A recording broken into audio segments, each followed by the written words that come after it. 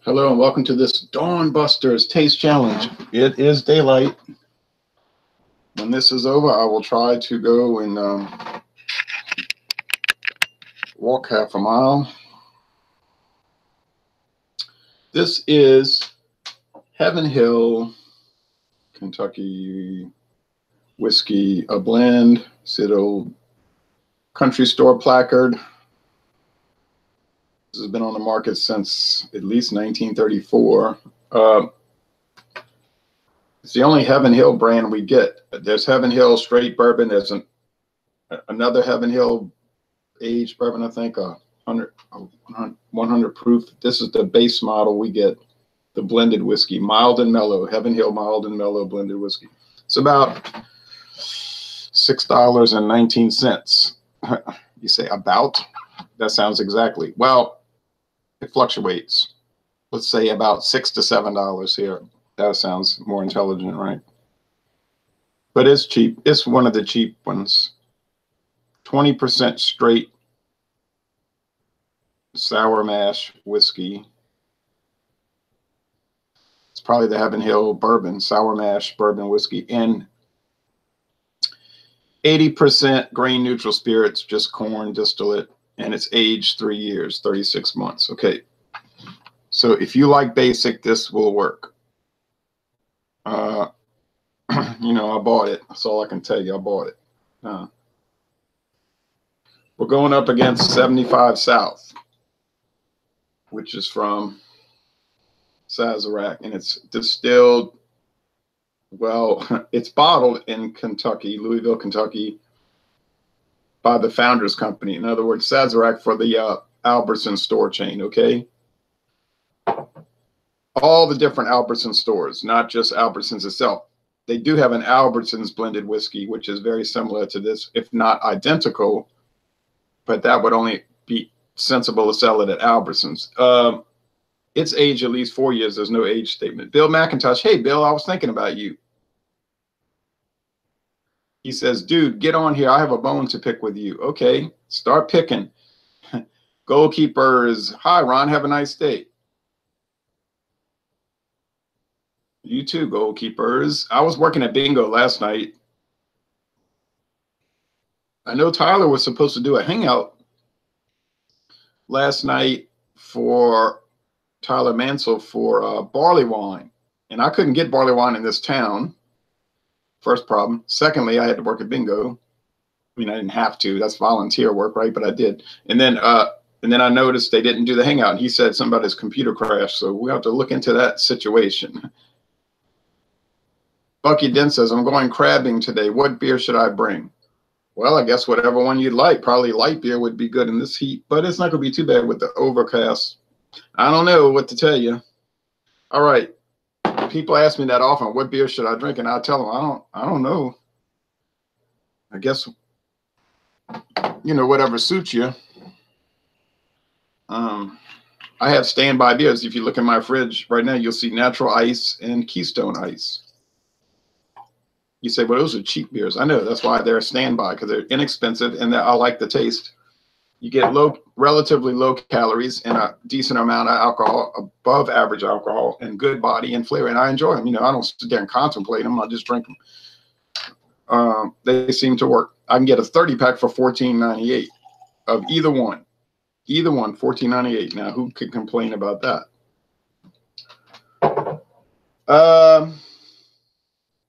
These two whiskeys, it's like when a coach has a team with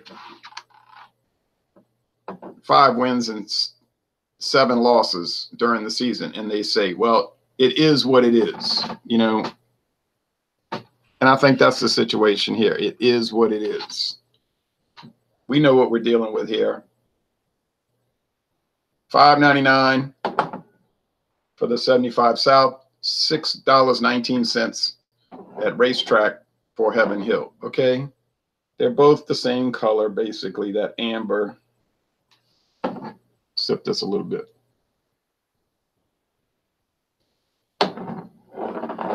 All right, Bill, dude, get on here. I have a bone to pick with you. Okay, what is this? What is the issue? Valentin George said, hello, Ron. Hey, wait a minute, Bill, you should be getting on here. Let me invite. I'm gonna send an invite to Bill. He can join this because he has access to these things. Nah. See how open-minded I am? I'll even let people come on air and pick a bone with me. Now, how many video reviewers do you know that will let people come on there publicly and challenge them? Oh, did you really come to Tampa and not look me up? Well, yes, because the problem there, we were under such time constraints. And my father was, I should have called you though. I apologize. I should have called you, but you might have been frustrated because he's 74 years old, but he was like this when he was 34, but not as bad, you know, but he was like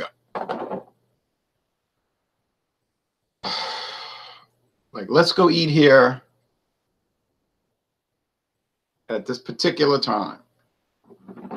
And let's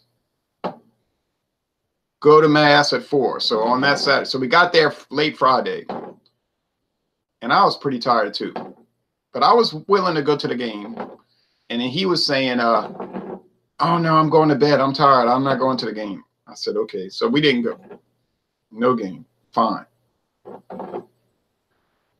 The next day we wake up and then I said, I'm going walking. You know, he just wanted to do, I don't know what he wanted to do. All right. So he didn't do too much. So we went riding around. We went to this Chinese restaurant on the main Highway 19, which was very good.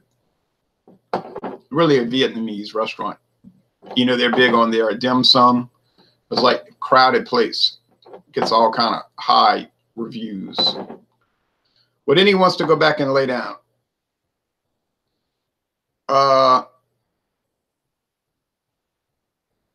And then we went to the game Saturday night. Oh, we went to mass at 4. Then we went to the game Saturday night. Now, Sunday morning, we wake up. He wants to watch Cheyenne or something, you know, on the Western Channel. He's watching Cheyenne. I'm going walking. Well, we didn't have a whole lot of free time because then we had to go to the game was at 1. So we went to eat.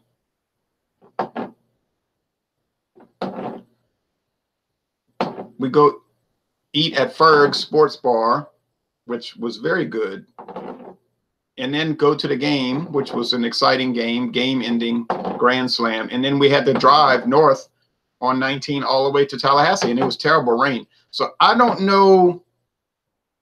That's when we bust out and go to a tap house and do some location reviews. If I'd have been alone, I would have definitely worked this out with you. So next time I go, I might be alone. So yeah, number 3 in US for craft beer. And I did buy a handful of craft beer and some German imports, Polish and German imports, because I had a little time to do some shopping. Like before we went to Ferg's Sports Bar, we went to Trader Joe's, and then no, that was Saturday. We went to ABC Fine Wine and Spirits, and I bought a few things. But overall, it sounds like there was a lot of time, but there really wasn't. So it's kind of like a father-son trip. But if I'd have been alone, I'd have said, Bill, let's get together, you know, and it'd have been more feasible, you understand? So if you come to Louisiana, Bill, my father's not going to be, you know, you can come and we'll do all these on location reviews and everything like that. So that's the whole reason. It's not, and I had another person, Robbie, who lives out there, and he said, next time you come, contact me. It just really was a time condensed trip, honestly. There wasn't a whole lot of wiggle room. And he wouldn't have liked any deviation of plans, believe me. So that's okay. Next time we do it. Okay. Yeah. I'm open to going back there. Yeah. See, I wanted to go all the way to Miami and Key West. He said, no. He didn't want to go that far. So it'd have been even quicker in the town if we'd have done that. Okay. So anyway, that's what happened. That's the story. I've got one last photo of the ballpark to post on Facebook. I've been posting 2 photos a day, and people were very favorable. They liked the photos. A lot of people go on a trip and they'll say, here's my 68 photos. You know, they have like a gallery. And I'm thinking nobody really looks at those photos. They might glance through them. You know, who's going to sit there and look through? It's like when somebody says, look at my vacation. You want to sit down and look at my vacation photos. Most people don't really want to, because they didn't go on the trip, and maybe they've been to New York City before, and they're like, oh, okay, there's Times Square. You know what I mean? So I figure, well, if I post 2 photos a day, then people will look at all of them, because there's not much to look at on a day-to-day basis. So I think that's a better way to do it. Like Stuart Pickard, Gen Rail Trail, he'll go on trips every week, and he'll take just dozens and dozens of photos. And they're interesting, but buildings, food, more songs about buildings and food, but it's hard to look at all of them because the volume is just so incredible. And canals. But you got to watch that, because then people are just going to ignore it, as if that's going to make a big difference, of course. But you say, yeah, but the whole purpose of Facebook is to get attention. Right? Isn't that what people, Instagram pin it, is to get attention. Say, look what I ate. Look what beer I'm drinking. Look what food I'm eating, that kind of thing. And then the selfies, look at us. We're at a train station, right? That's like a psychological project almost. Facebook is designed for psychological, interaction or addiction. I go to games and I see people just looking through their phone the whole time. It's like, why are you at the game? I don't think either one of these whiskey is going to be too different from the other. I do think I'll be able to tell them apart, and I will tell you why. Sazerac, 75 South, the Founders Company, whatever you want to call it, they're going to have a little higher rye content, so it'll be a little spicier. The Heaven Hills, the sour mash whiskey, so it'll be a little more like sourdough bread. Neither one is going to be particularly flavorful or engaging. You're paying $6 a bottle. What else? What you're going to get? Cheap. It's not rot gut, trash, garbage, junk. No, it's just dull, bland, and utilitarian. These are utilitarian products. Okay. I don't plan on buying any more blended whiskey. Heck, I got so much now, it's going to be a chore to drink through it. Yeah, a chore. That's what I said. There's just not a lot. The style itself is just dull. It's dull. Okay. Valentin George said, I hate Facebook. It's insidious in a way, you see.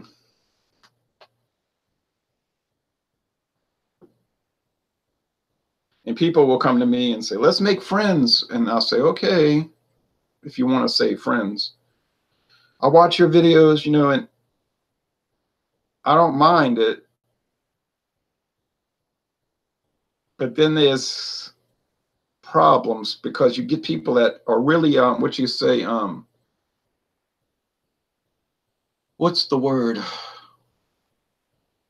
Keyed up. What's the word? Keyed up or high strung, uptight.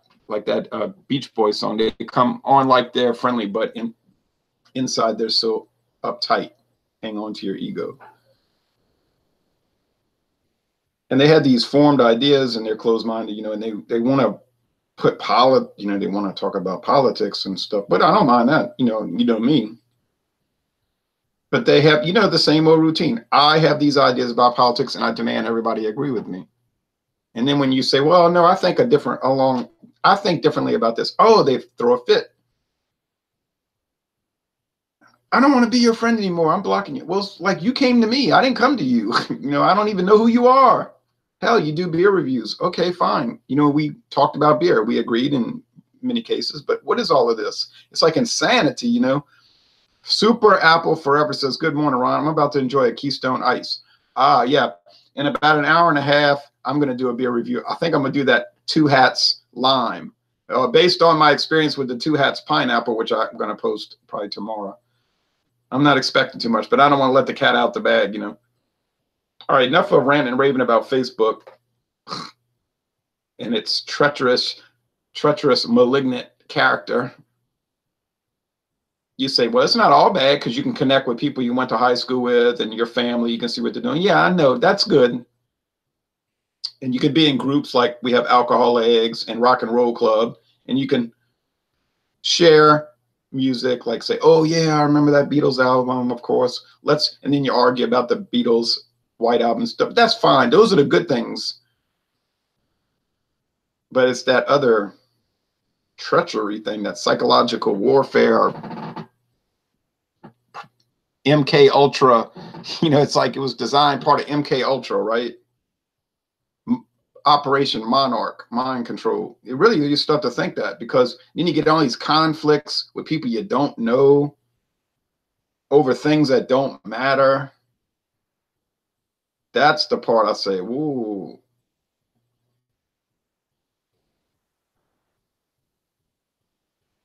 But at first, when I first joined it, I had a different perspective. I thought it was all about Farmville in 2010. It was just women at work, middle-aged women at work that played Farmville.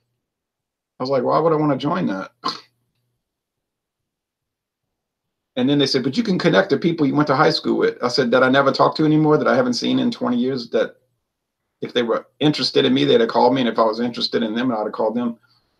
But I said, nah, it won't hurt. But in a way, it does hurt. It did at first. I didn't have the right perspective on it. And then I started to look back at it and say, oh, I can see the deviant purpose of it, or construction of it. Looking forward to watching that. Oh, thank you. YouTube is an excellent influence on our culture, in my opinion. Well, it could be, yes. Could be and could not be. Okay, so this one here, you say, oh, you're talking about all kind of other stuff besides the whiskey. Yeah, well, because with these kind of things, you tend to do that. It does have some pungent sourdough qualities, and I'm starting to think that must be the Heaven Hill. But okay, let's see over here. Oh, is there more rye spice in this one? The color is not going to throw me off. They're the same color. I think there's more rye here, and I think there's more sourdough there. So initially, please do not hold me to this.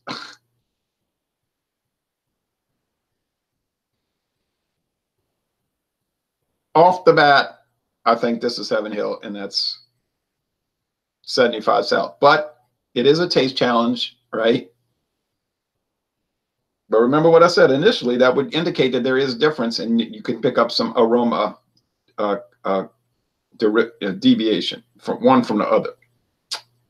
Would I recommend either one of these? Well, I mean, you know, it depends on what you like to drink. I wouldn't recommend it for myself.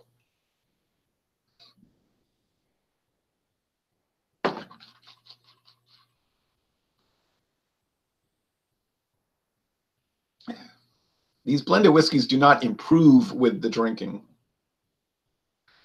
You know what I mean? Like the more you drink on them, the less you appreciate them. Oh, with those bourbon, well, bourbon is a style I don't like. Okay, so I can't, it would be unfair to say, well, since I don't like the style, the bourbons are bad. That's an idiotic approach. But they do improve with the drink, and like the Speckled Tail, like every time I drink it, it got better. So, and then like Jack Daniels, you can, it's like a little experience when you're drinking it. Even though I don't care for that bourbon heavy corn, I don't mind the char, but that corn grits thing, they have such depth of flavor that you can start to appreciate. Now that one over there has some melon. Uh-oh. Yeah, well, so that's making me think 75 South, maybe that cantaloupe. I don't know. Let's see. I got to work on this a little more. Okay.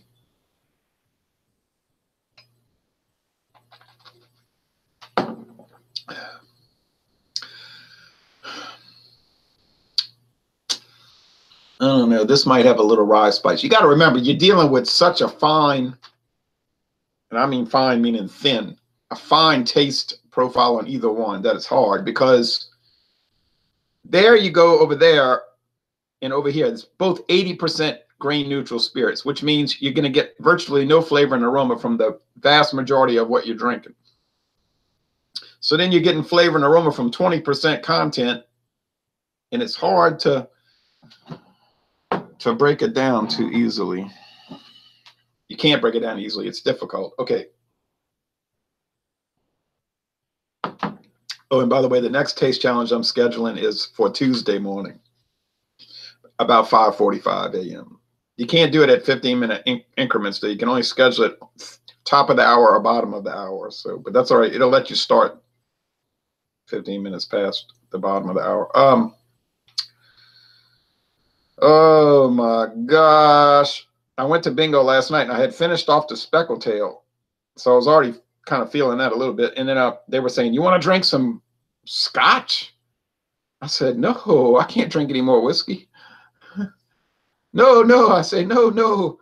Because I was talking about, oh, I see y'all have Cutty Sark, a big glass jug bottle, and the Johnnie Walker Red. And so then they all started talking about that. Their capacity to drink is incredible at the Knights of Columbus. Or I should say, yeah, it's prolific. It's like, wow, these people don't play games. They got tequila and rum and vodka. It's like the whole lineup, man. These guys are serious. And I mean really serious. And the beer. And I said, no, I cannot. I drank one Bud Light, which was within the date range, and it was good. I enjoyed it. But I could never consume alcohol at their rate. It's unbelievable. And they do it with just a straight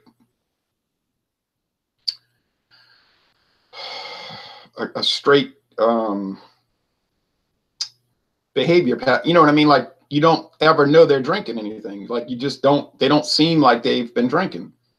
They're like, okay, let me sell some Shamrocks. Okay, let me sell the letter X. Let me do blackout. It's like, man, if I drink this, I'd be staggered. You know, I would be staggered. And they're just, oh, well, let me go make another mixed drink, you know. And I say, oh, no, I could never do it. They're drinking Jim Beam right now for their bourbon. Oh, well, I'm not saying any of that to make fun of them or criticism. I'm saying I'm impressed by it. I can't, it's really something to behold.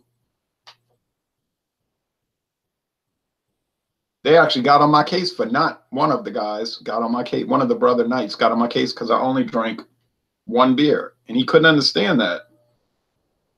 He said, well, you could drink as much as you want when you're working bingo. I said, I know, one is enough.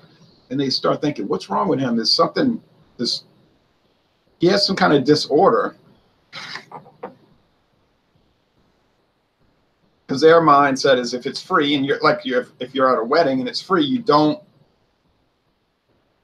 I mean, it might be Bud Light, you know, at a wedding, it's Coors Light, but you don't hold back. You just blow it out. They're paying for it, you drink it. And it's incredible, you know. They would probably physically throw me out the hall if I brought this stuff. If I brought Heaven Hill or 75 South to that place, they would be enraged. They would say, are you crazy? I mean, you see no store brand items at that hall, believe me. The mayonnaise is Blue Plate. The ketchup is Heinz. You know, the bourbon is Jim Beam. The scotch is Johnnie Walker or Cutty Sark, and so on. You know, and they are not going to tolerate somebody showing up with Winn-Dixie scotch. That ain't going to happen. That's for this channel. Okay. And we had a lot of people at bingo last night. We had one game. They won nine. They had 9 winners. 9 winners. $12 a person. One of the guys said, "Don't spend it all at once." That was funny. Big crowd though. First of the month. You know what I mean? Social security check. Social security checks went out. All right. Oh my, oh my. Well, I got to say this. These things here are not bad, but golly gee, there's not much to say about them. They sell at us, but boy, these things sell at a clip. I guess 75 South trickles out of Albertsons, probably doesn't sell too steady. But that Heaven Hill, boy, you go to Racetrack, because in Louisiana, gas stations sell liquor. Boy, you'll see Heaven Hill at the big jug bottles, the 750, 375, and every other size, just boom, boom, boom, boom, boom, boom, steady clip. I mean, I don't know what people are doing with it, but they're drinking it, boy, I'll tell you. How many times have you knocked over a bottle on your shelf behind you? Oh, a few times, like if I'm dusting, you know. I got to dust these bottles this week coming up, next week. I've dusted all the other bottles and cans in the house. That's it. Very infrequently, very infrequently.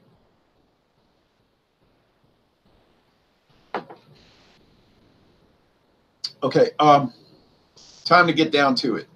Enough's enough. Valentin George said, bingo is still a thing? Oh, I don't know if it's a thing in your area. It's a thing in Louisiana, boy, I tell you. It is a big thing.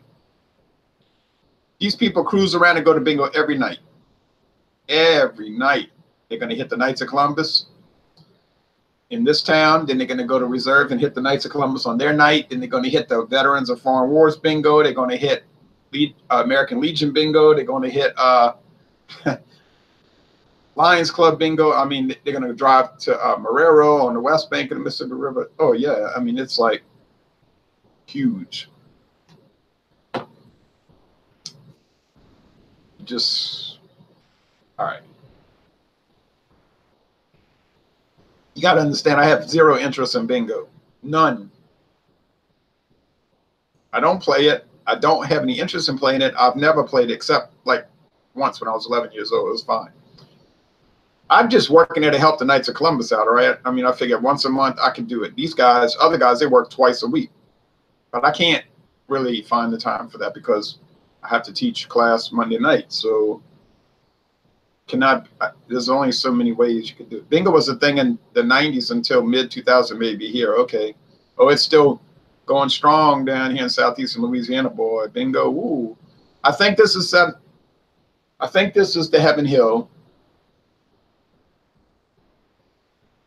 Just because of what I said many minutes ago about the sourdough bread. And that is the 75 South because what I said on the aroma was the rye content. Now, let's check it out. Hell. Agua Chihuahua, I got them mixed up. This is 75 South, and that is Heaven Hill, which proves that you can't really tell them apart because they're so common to each other. Or it might prove that I don't know how to tell whiskeys apart. But I've got them right many times. I think it's just that they're both so ordinary that you just can't really tell them apart. So what would I recommend about this? Well, if for whatever strange reason you have this compulsion to buy a blended whiskey, American blended whiskey, buy Seagram 7 Crown. Really, that's what you want to buy because it's worthy. But if you really don't want to spend any money, then shop price. Go to Albertsons and pay $5.99 and you'll get nothing really. Nothing bad, but nothing. And then, or you can go to a racetrack and get Heaven Hill for $6.19. When will I ever buy these again? Never in the history of my life. Oh, yeah. What do you teach? Oh, religion class.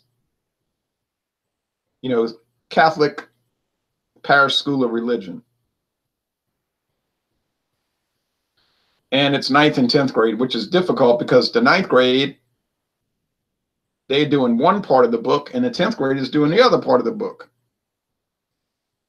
And they need a 9th grade teacher and a 10th grade teacher like they used to have. But they got me teaching both grades. It's like, well, how? And the lady was saying, well, you can do the 10th grade girl can do the 9th grade again. I said, no, she can't do the 9th grade again. That's not fair to her. She went to that whole half the book last year. Why would I put her through that again? No, I'm going to have to do like I did last year. Say, this is what you're learning, and this is what you're learning, and go back and forth in the class for an hour and a half every Monday night. It's crazy. It's not optimal. But this is the only way. You know they're not going to go home and read the book. You know that. I know that. The American people know that. And like Father Walter said, teach the book. Correct. Teach the book. We don't care what your bizarre opinions are about religion. You know, you get these people, you know what I'm talking about, and they have these personal ideas about Christianity or whatever. And they have this idea that they need to tell the students what their personal ideas are, which are totally unorthodox, have no relation to doctrine. And you wonder why students get confused and there's problems with church attendance and whatnot. There's a lady down the street from me that used to teach religion. I'm thinking, wow, with her bizarre ideas, nice lady, good cook too. But with her bizarre ideas, like I wanted to ask her one day, are you really Catholic or are you Protestant? You know, I think you're Protestant, you just don't know it. And maybe you're a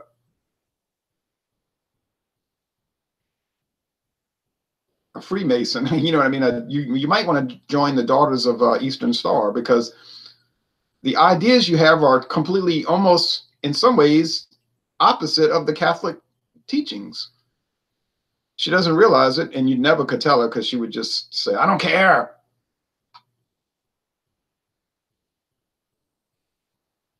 You can bring a horse to water, you can't make it drink. But then you wouldn't let the horse, you wouldn't want this person teaching religion.